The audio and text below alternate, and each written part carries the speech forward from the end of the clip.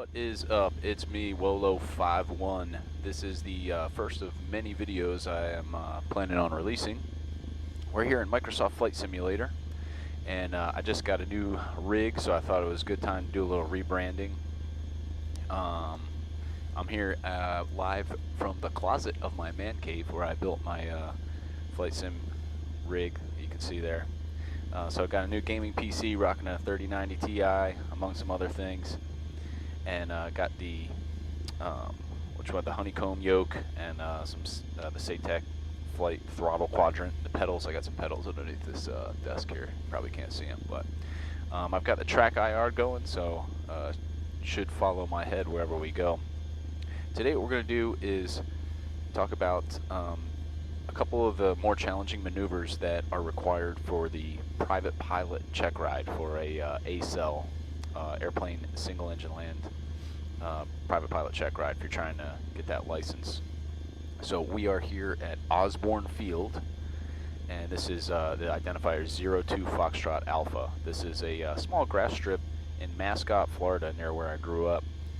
And you don't actually have to do this on your check ride on a grass strip. You can simulate it on a actual runway, but I mean, I figured, hey, we're in this flight simulator today, so we might as well just go ahead and try it out. So let's just get an idea of what we're doing here. So we're in Cessna 152, and this wheel right here, this front landing gear, if we start going fast, we start building airspeed, eventually that thing's going to want to dig into the ground and flip this whole airplane forward and have a prop strike on the ground, and that would be really bad. Now, in the flight simulator, does it do that? I don't think so. All right, but in real life, you will most definitely do that, especially if the ground is wet. This grass is wet and muddy at all.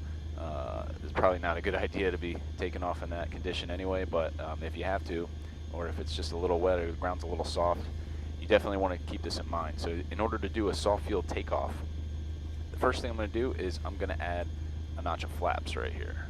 All right, and we can watch those go down. Awesome. And that's going to help generate a little more lift when we go to do our takeoff. All right. Now, when I do take off, I'm going to be pulling a lot of back pressure on this yoke, quite a bit of back pressure, in an effort to try to keep that nose wheel off the ground, right? All the weight of this airplane, well, a lot of the weight of the airplane is in the front there where that engine is, right? So it's naturally going to want to kind of sink forward. So we're going to pull back on the yoke, and let's see if I can look all the way back here. There we go. And our elevator back there is going to keep us in a nose-high attitude. All right. Now, when I actually do this takeoff, what you're going to see is I'm going to go full throttle. I'm going to keep pulling back on that yoke, and I'm going to force it off the ground. Right. Normally, we wait for a rotate speed, which I believe I've been flying the 172, but in the 152, I think the rotate speed should be similar, about 55 knots. Right. So when I see my little dial get to 55 knots, is normally when I take off, you're going to see I'm going to force it off the ground well before that, right? And we're probably going to hear that stall horn squealing like a little pig, and that's okay, right? What we're going to do is force it off the ground and remove the friction off of the landing gear and the ground. Remove that friction, we'll get into the air, into ground effect, right? We'll stay close to the ground, almost like we're in a landing attitude, like on a short final landing attitude. And we're going to use that ground effect to help build up some airspeed until I get to VX, all right, my VX airspeed, right? That's a good thing to look up if you don't know what that is, but I believe in the 152 it should be right around 60 to 65 knots, probably like 64 if I'm not mistaken, top of my head. So, sorry, I've been flying the 172 for a while. That's what I took my check ride in. And in full disclosure, I am a helicopter instructor pilot. I do have my PPL and fixed wing, and I'll be looking to get my CFI and CFII soon. But figured just from a standpoint of somebody who did the check ride and also happened to be an instructor pilot, and can show you kind of what you're going to be looking to do on the check ride. So, so yeah, we're just going to pull it off the ground, maintain ground effect, build up to VX, and then once I get to VX, I can climb out. The reason I want to use VX is because I got some trees up here in the distance, right? Now, they're pretty far away, so we're going to have plenty of room to do this maneuver here and do this takeoff. But in the interest of you know, check ride and trying to get over your 50-foot obstacle, VX is the airspeed you want to use. Once you clear that, we can transition to VY, and we're going to call that 80 knots today, just because it's going to give us a better, a little bit more nose low than the traditional VY, which I think is 74 or 78 knots. So I have to look in the POH. But we'll use 80. That way we're a little more nose low, and we get a better view out the front of our flight profile. All right, so we'll just make sure everything's looking good. Fuel valve should be open. My mixture is rich right here. My carb heat is in. Very important, make sure your carb heat's in. Make sure we pull that out as well, as if we ever go to a low power setting. We'll talk about that in the downwind here. All right, and then when I advance to full throttle, I'm gonna be looking to make sure my engine oil temperature and engine oil pressure remain in the green. We'll make sure our airspeed comes alive. All right, so let's do this. Pulling back on the yoke and full throttle. I'm gonna control my heading. Oh yeah, I gotta release my parking brake as well. That's probably helpful. That's cool. It'll be kind of like a short field, soft field takeoff. As soon as I release this parking brake, we should be taking off pretty quick. All right. So I'm pulling back, keeping that nose wheel off the ground. Don't want to bounce too much. Engine oil pressure and temperature in the green. And we're off the ground. There's that stall horn we were talking about. Oh, I touched the ground again. Airspeed's alive. All right, so I touched the ground again. You don't want to do that in real life, but simulator's a little harder actually than flying a real airplane. There's my VX airspeed, so I'm going to go ahead and start climbing.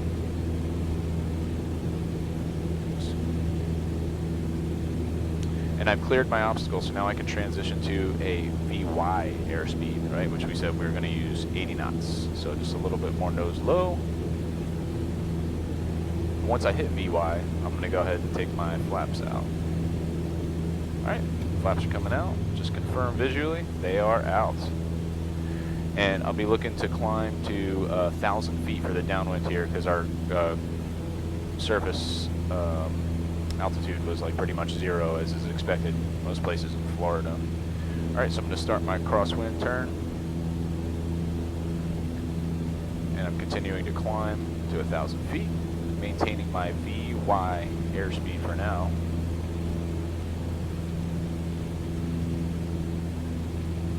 This looks like a pretty good crosswind heading. Yeah, there's my airstrip right there.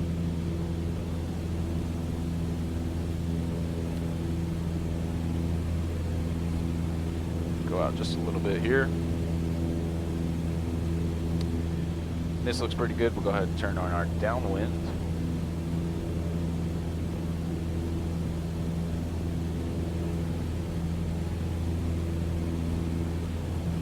There's 1,000 feet, so I'm going to pull back my throttle till I'm at about 2,300 RPM. We'll roll out on our downwind right here. We're going to maintain our 1,000 feet. Now we need to do a before landing check, right? So the first thing is gas. Make sure my fuel valve is open. It is. All right. Undercarriage. I'm going to look and check the main landing gear. It looks good on the right. Hopefully it looks good over there too. Check the other pilot. The mixture, my mixture is full rich, all right? Power is set appropriately. My propeller is looking good. I don't have a prop RPM throttle lever in this airplane, so I don't have to worry about it. And then seat belts and switches. I don't have my seat belt on because I'm a bad boy. And let's see, switches are as required. So the gums check is complete. And I'm kind of encroaching over here. I don't have a good heading. So what I'm going to do now is I'm going to pull my carb heat first, because I'm about to enter a low power setting. I'm going to pull my power back to about 1,800 RPM. And we're going to start decelerating. I got just about 150 feet too high there. That's no problem. And I can see the airstrip is almost at about a 45 off my left shoulder here. So there's 1,000 feet. As I pull back in power, you're going to see my airspeed is going to start bleeding off. Once it gets below 85, it puts me in this little white arc. Right? You can see the little white arc here. That's when I'm going to add my first notch of flaps. Now be real careful when you start adding flaps in, because it's going to generate more lift for you, but it's also going to take out airspeed. You can see my airspeed is already starting to come out. All right, that worked fine. I'll add another notch of flaps here. And now I'm going to need to kind of push forward on this yoke a little bit. All Alright, I'm going to start my base turn here to final, and I should be descending now. I don't want to get any slower than 70 knots right now. So I might need a little more power than I thought. It's okay.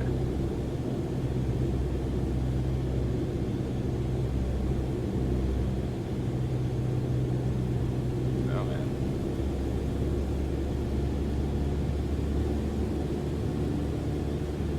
Alright, I got the airstrip out there. We went out pretty far here just because we were talking a lot, so that's okay. Turn on the final. Just gonna put in a bunch of power and we'll be okay. Alright, there's my strip. Right there. And we're already pretty low, so I'm just not gonna descend anymore. Now when I come in to do this landing, I want to keep it between 60 and 70 knots. Preferably right about 65 is like a pretty good target airspeed for me since I don't have any winds right here. And when I'm landing ashore, I'm going to cut power. I'm going to go ahead and pull out some power right now. Get on a good approach angle. I'm still under 85, so I'm going to add my last notch of flaps. Oh yeah. That's going to slow me down pretty significantly here. So I want to touch down at about 65, but once I'm landing ashore and I'm looking like I'm about to touch down, I'm going to cut all my power. But as I level off, we'll start to sink and it'll actually start to stall a little bit. If I hear the stall horn at the very end, that's okay. And then I might add just a little bit of power at the very end just to make it really soft.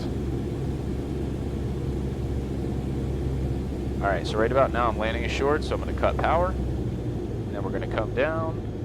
I'll level off just a couple feet above the ground. Right about there. And then I'm just going to wait for the aircraft to start sinking. We'll hear the stall horn probably. Add a little bit of power here. There it is. Oh yeah. It sounds like there's a lot of ground noise, alright, but that was a super soft landing. We did that in real life, that would have been butter. So buttered the bread. Always want to butter the bread. Alright. So coming forward, I think at that white building at like the 1230, there should be some little parking pads, so we'll go over there. And again, as I'm taxiing on this grass, lots of back pressure on that yoke. Typically, the first thing you want to do after you land is take your flaps out, right? Because think about it, right now the flaps are generating lift for me. It's not enough lift to get me off the ground because I'm just not going fast enough. But after you land, it's still generating lift, and it's basically making the airplane lighter, right? Well, if I land on an improved surface, I don't want to be light, I want to get heavy. I want to make the aircraft as heavy as possible because then my brakes are going to become more efficient, right? My little toe brakes here. But on a soft field, I kind of want to be a little lighter, right? I don't want to be digging my nose wheel into the ground. So I just left them in. Alright, let's get lined up here. That should be pretty close to lined up. And a little bit more. There we go. Alright, we'll engage our park and brake. Take a little gander outside. Oh yeah, she's looking good. Alright, so this has been we did a soft field takeoff and did a little pattern and a soft field landing in a Cessna 152. So just think about some of the things we talked about here. I'm sure you probably have a really good flight instructor if you're already on your way to your PPL. But those are just some techniques that I picked up along the way to make these maneuvers a little bit easier.